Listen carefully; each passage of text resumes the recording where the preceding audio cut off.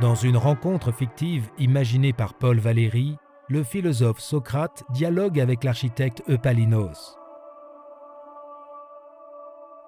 Puisque tu es si sensible aux effets de l'architecture, n'as-tu pas observé, en te promenant dans cette ville, que d'entre les édifices dont elle est peuplée, les uns sont muets, d'autres parlent, et d'autres, enfin, qui sont plus rares, chantent.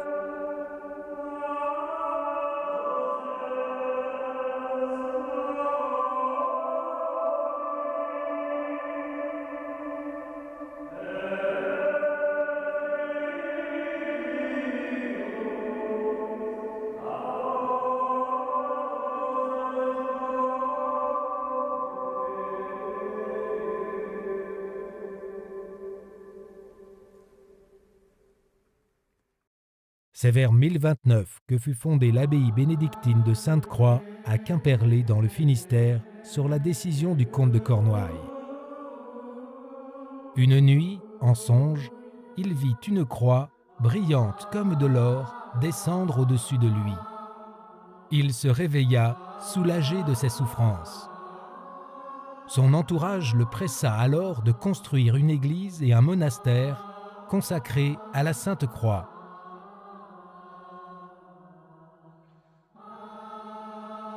Depuis le premier père abbé, saint Gurloès, et malgré plusieurs chantiers de reconstruction, l'abbaye a conservé ses voûtes romanes, d'où cette acoustique particulière qui donne presque l'impression que les pierres chantent.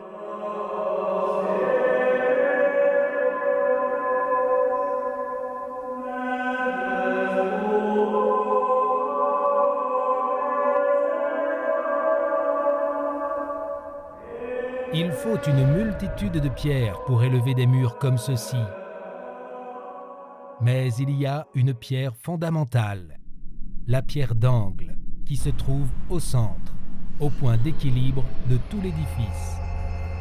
Elle représente le Christ Jésus lui-même, marqué des 5 blessures.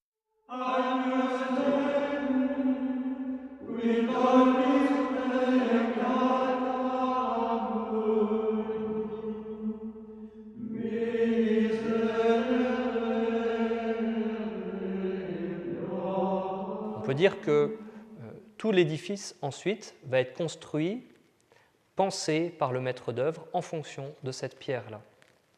Donc la manière avec laquelle on la positionne va déterminer l'équilibre et l'harmonie de tout le reste.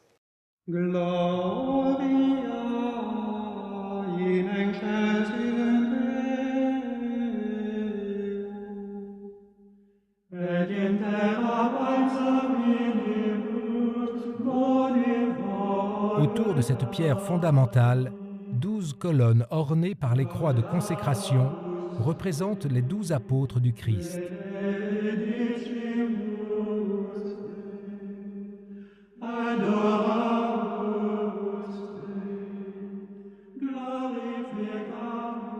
Ces pierres soutiennent le corps tout entier des fidèles qui, unis par le ciment de l'amour divin, ne font plus qu'un dans le Christ.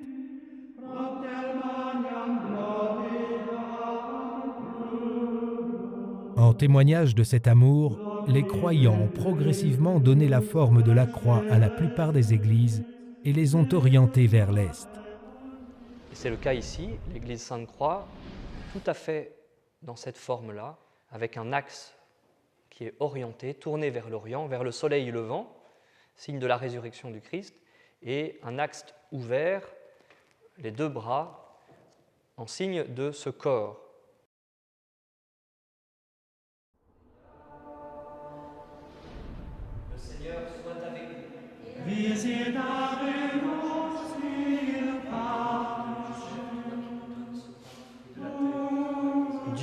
né de Dieu, lumière née de la lumière, dit le credo.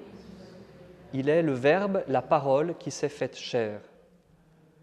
Dieu s'est incarné et nous a donc parlé dans un langage d'homme, nous annonçant la bonne nouvelle du royaume des cieux.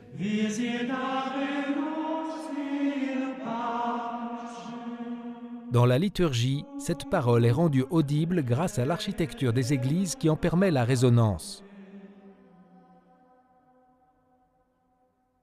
Tout était pensé pour que les chants fassent retentir des harmoniques divines et qu'ils permettent aux fidèles d'avoir comme un avant-goût du ciel. Il s'agissait que le bâtiment lui-même fasse retentir quelque chose du chant des anges, de faire retentir quelque chose comme cela.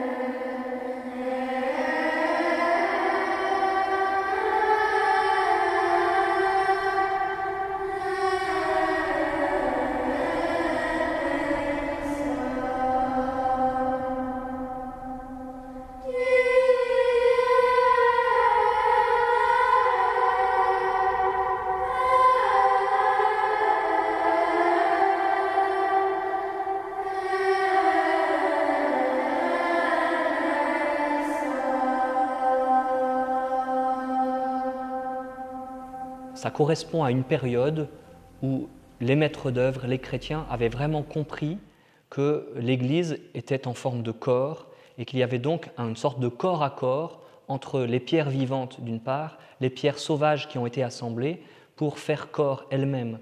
Et donc il y a comme une rencontre, comme un mystère d'alliance. À l'époque, c'était le chant grégorien qui était le répertoire le plus communément chanté par les moines bénédictins en l'occurrence. Ainsi, on peut dire que le chant grégorien, à cette époque, a grandi et s'est déployé sous les voûtes romanes. C'était son lieu de vie, son lieu de conception, son lieu de composition. Et les moines qui composaient ce chant et qui le chantaient, qui l'interprétaient, savaient que c'était pour ce type de voûte.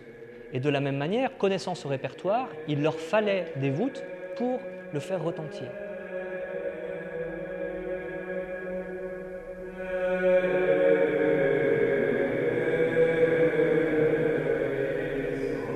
À l'époque où l'édifice a été construit, les moines étaient à la fois maîtres d'œuvre et en même temps ils étaient musiciens.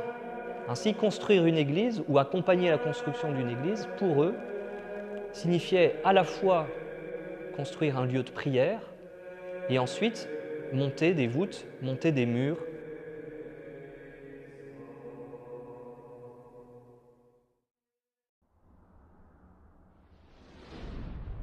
Ici, dans l'abbatiale Sainte-Croix, l'acoustique permet effectivement d'amplifier le son, car il est projeté contre les murs, se propage le long des voûtes.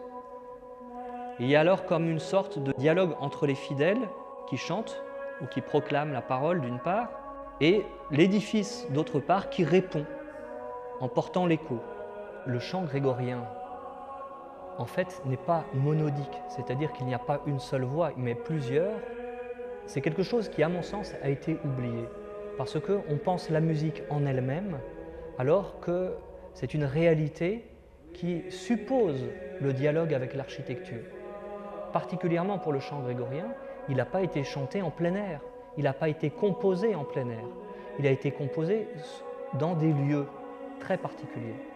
En fait, l'oreille grégorienne de ces moines, et encore aujourd'hui lorsque nous y chantons, c'est une oreille polyphonique.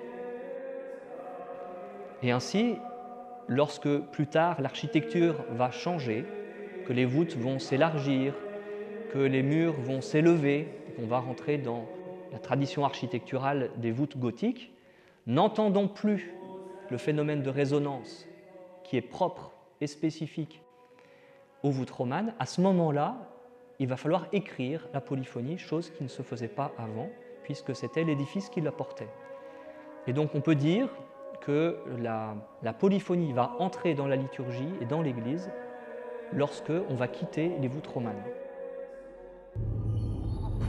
Saint Luc rapporte que le jour de la Pentecôte, alors que les apôtres étaient tous ensemble en prière, il se fit un écho semblable à celui d'un grand coup de vent. Et cet écho va les traverser tous. Ils vont même traverser par une chaleur. On nous dit qu'il y a eu comme des langues de feu qui se sont déposées sur chacun d'eux et qu'ils furent tous remplis de l'Esprit Saint. Et cet écho y participe d'une manière particulière. Ce qui fait que lorsqu'on chante dans ces voûtes, se reproduit, si je puis dire, en quelque sorte, le mystère de la Pentecôte vécu il y a 2000 ans. Dans chaque liturgie, lorsque le chœur des moines ici à Sainte-Croix, lorsque encore aujourd'hui dans cette église nous y chantons, se manifeste quelque chose de la résonance de la Pentecôte, ce qui fait que les chrétiens vivent, éprouvent, perçoivent quelque chose de cette résonance, de cette vibration. C'est pour cela qu'on peut dire que les pierres de l'église Sainte-Croix chantent. Chacun voit et comprend ce mystère d'alliance entre les pierres vivantes et les pierres sauvages. L'Église est née en chantant. L'abbatiale Sainte-Croix ne peut se comprendre sans ce dialogue vivant entre l'Église assemblée et l'Église bâtiment.